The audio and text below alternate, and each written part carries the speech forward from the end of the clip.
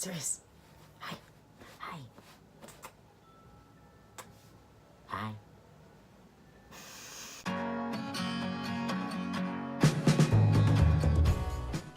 Hello, I'm Leo, and this is Sirius, and welcome back to our channel. Today I'm going to be talking about service dog registries. So, what's a service dog? Well, according to the ADA, it is a service animal means any dog that is individually trained to do work or perform tasks for the benefit of an individual with a disability, including a physical, sensory, psychiatric, intellectual, or other mental disability. It doesn't say anything about who the dog has to be trained by or any kind of identification. Service dogs can be owner trained, they can be program trained, or they can be trained by a trainer with an owner with the help of a trainer. Then what's a service dog registry? A service dog registry is an online database of all the registered service dogs for that specific website or organization. When you register, they'll often give you an ID number, and some of the ones, and there's some that are free, and there's some paid ones, and the ones where you pay anywhere from like $40 to like $100, they'll give you like an ID card, and they give you some gear to make your dog an official service dog. So why do people use them? Well, I know some legit teams use them because it just makes things a bit easier for them if they can just show the ID card to people who question if they are allowed to be there, and then it often stops people from asking questions because they look legit. But there's a problem with that. The problem is that not every legit team has an ID card, and that means that if someone goes into like Walmart or something, and someone stops them and says, "Hey, no dogs here," and the person shows them an ID card, and they let them in, then if I go to that same Walmart and I don't have an ID card, the person might say, "You don't have an ID card, so you aren't a real team," because that person who just came in had an ID card, and I might not be able to go in. It's oftentimes, or most of the time, online registries do not require any proof of disability or proof of training or anything to kind of, or even sometimes that it's an actual dog you're registering, and I'll get to that later. But you can see how this is a problem, because then pet owners can go online for free and get ID, service dog ID, for their untrained pets. And this can be a problem because then it gives more access to possibly dangerous animals, because the dog might not even be dangerous in the first place, but it might get spooked and lash out, or they could be reactive, and this can end very badly for actual service dog teams. They don't even check its dog, and to kind of show how much of a scam this is, I plan on registering a drawing of my dog, and I'm not an artist. It's gonna be a stick figure. So here is my new service dog. Let's register him. So as you can see, it's pretty, there's a lot of them. And I'm gonna use this one. And look at that, the forms are right there. Let me see, I'm gonna have him be a service dog. What don't I have? I don't have, let's do blindness and vision impairment, because I don't have that. I have to prove I have it. And now I'm gonna enter the personal information. Canadian was an option for state or province. Like, they have Alberta and stuff, but Canadian. Nice, okay.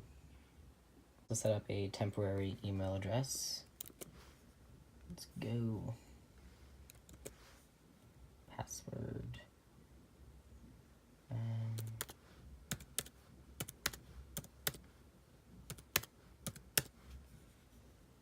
Dog's name. This is gonna be Stick Serious. Training status. Ooh, trained service dog in training.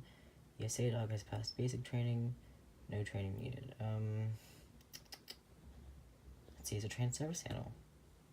Its breed, well, I don't think ink is an option, ink and paper, so we're gonna go with other. Actually, no, we can go with mixed since he's paper and ink. And upload a new image. Alright. Let's just flip this little dude around. And wait. There we go. Zoom in just a little. Move a little. There we go. Basically, if my dog acts up, it's not the fault of this fake website. Alright. Submit. Did I get an email? Give me my email. Give me my email. No messages? Oh. I only got like a little less than 5 minutes. Gave me my fake ID.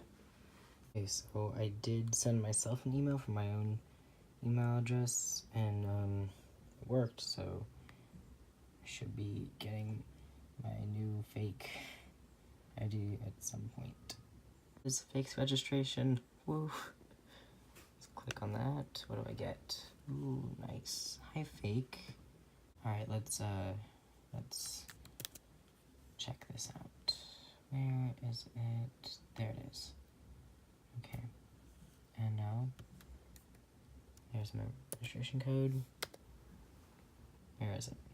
Oh yeah, look at him. Look at him. Look at him. There we go. Got me a second service dog. And this one's official, unlike, you know, my actual task-trained real dog from a service dog program. Not saying that owner-trained dogs are fake, but like he's from...